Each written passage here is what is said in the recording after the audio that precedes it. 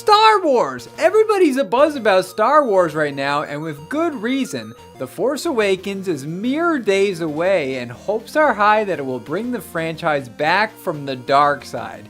The dark side in this case refers to the prequels, which many critics and fans alike consider to be trash. Well, I have a confession to make. My name is Matt, and I like the prequels. That's right, I said it. I enjoy those films. Yes, they're filled with wooden acting and poorly written dialogue, but I have fun watching them. So that's why I'm gonna look at a great game based on the prequels.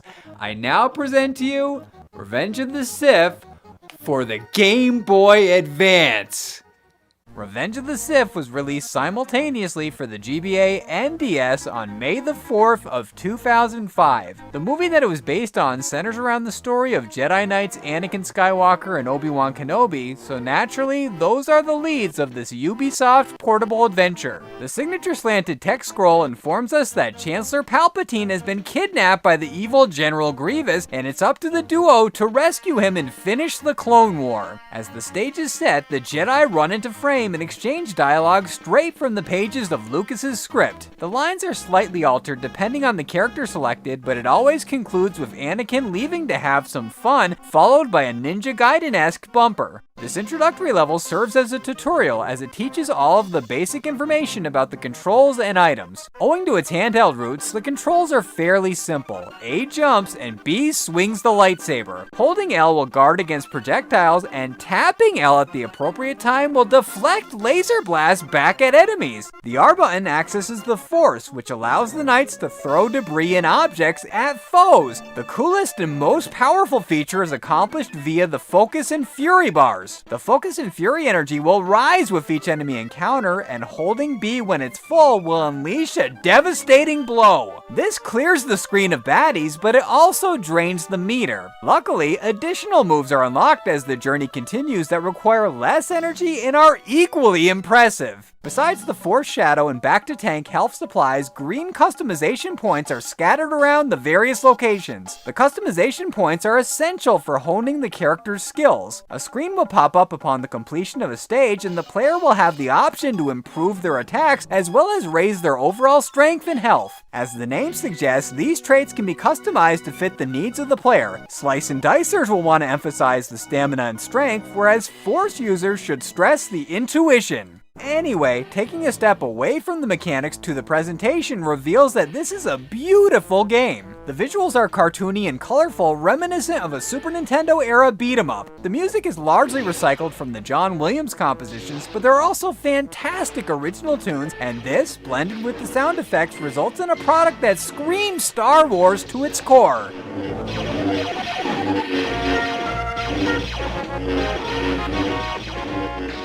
In regards to the plot, it remains faithful to the source material. Anakin and his master follow the same arc for the initial part of the mission. They destroy droids by the dozens until they meet up with Count Dooku, the first boss. The bosses will telegraph their maneuvers by posing for a few seconds, giving us time to prepare to block. We either block low or high, or press R to absorb their incoming force ability. If we successfully deal with their offensive strike, we can retaliate. If we fail, well, I think that's self-explanatory. With Dooku decimated and the Chancellor safe, the rescuers make an exit. In order to escape, they have to go through an elevator ride besieged by robots, as well as an annoying time section with falling debris everywhere. The trio eventually becomes trapped by Grievous, but they get the upper hand and pilot the ship to Coruscant. It's at this point that their paths diverge. The Jedi Master flies to Utapau to eliminate Grievous, and Skywalker stays in Coruscant to spy on the Senator. Of course, the latter is embellished with a robot menace that has to be squashed because otherwise it would be a boring gab fest, but the overall tone is intact. Similarly to the film, he discovers the Chancellor's secret and tells Mace Windu. The star-crossed lover fears this may cost him Padme, so he goes to stop Windu. The duel with Mace is preceded by, you guessed it, more scrap metal creation.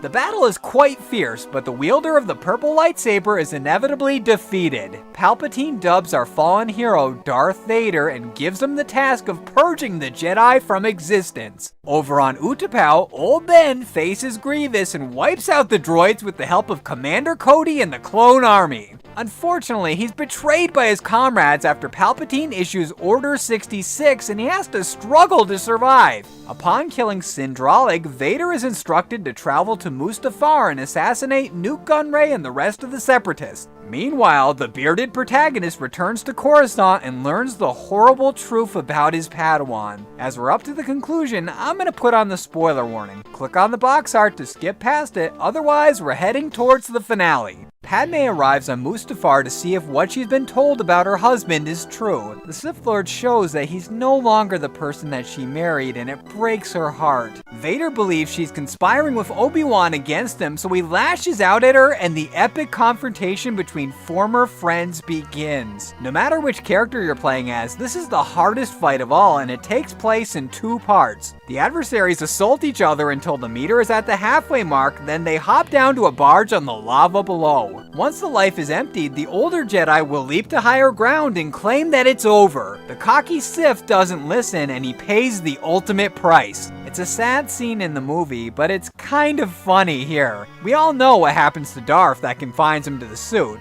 It's pretty gruesome. Ubisoft decided to not depict his fiery fate, and the Emperor finds him limbless but unscathed by the lava. I understand this is meant for kids, but in that condition, he wouldn't have to don the suit. They could just attach prosthetics to him and he'd be in fine shape to get revenge, but I digress. It's a small nitpick on a nearly flawless experience.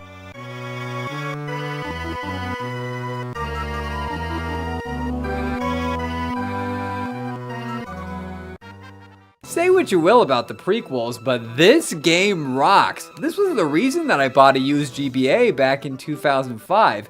I've loved Revenge of the Sith since I first played it, and I've revisited it several times over the years. This is without a doubt my favorite Star Wars game, and I can't recommend it highly enough. I can guarantee that even prequel haters will enjoy it. It's that good. Anyway, now that I've paid tribute to this wonderful license tie-in, I've got an appearance in the IUPG court to attend to. Come back next week for that, but until then, this is Matt, signing out.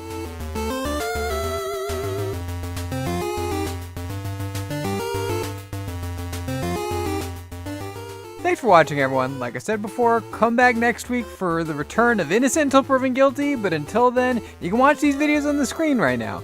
Now, in the upper left-hand corner, that is last week's LJ and Defender episode on the NFL games. Yes, it's really the first time I've covered a sports game, which is kind of odd since I'm not a sports guy, but hey, it's an enjoyable episode, so check it out. I think you'll like it. Now, on the upper right-hand corner, that is because I figured I would link this one because that was the first time that I basically hinted at this review in that video. So yeah, check out my 2-year anniversary special. So it's long and kind of rambly since the whole thing was ad-libbed, but it's fun. I had fun making it, and I think you'll have fun watching it. So check it out. Now in the bottom left-hand corner, that is the most recent episode of Innocent Until Proven Guilty, because it's coming back. Yes, it's coming back. Though I should say, it's not going to be the one that I was thinking it was going to be, that I hinted out before about the one that I've been capturing footage of for a while. That's actually going to be delayed until probably January because I just didn't have time because it's a longer game. I don't want to give it away about what it is, but yeah, it's a longer game, so still capturing footage of that. So yeah, there'll be a different IUPG. But anyway, there's Big Rigs, IUPG on Big Rigs. Check that out. And as always, for anyone who's new to the channel, if you like what you saw and you want to see more, click that red box right there and that'll subscribe to the channel and you'll be able to keep up to date with all my current content. So like I said before, come back next week for a new IUPG, but until then, I will talk to you guys later. Bye-bye!